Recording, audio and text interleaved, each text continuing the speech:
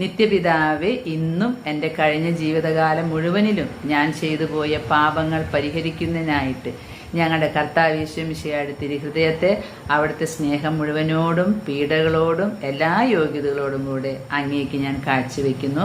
പിതാവിനും പുത്രനും പരിശുദ്ധാത്മാവിനും സ്തുതി, ആദിയിലെ പോലെ എപ്പോഴും എപ്പോഴും എന്നേക്കാമേ. തൃത്വസ്തുതി.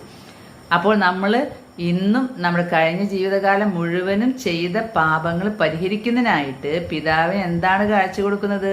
നമ്മുടെ കർത്താവീശ്വമിശിഹായുടെ തിരുഹൃദയത്തെ ആ സ്നേഹം മുഴുവനോടും എല്ലാ പീഡകളോടും എല്ലാ യോഗ്യതകളോടും കൂടെ ഞാൻ കാഴ്ചവെക്കുകയാണ്.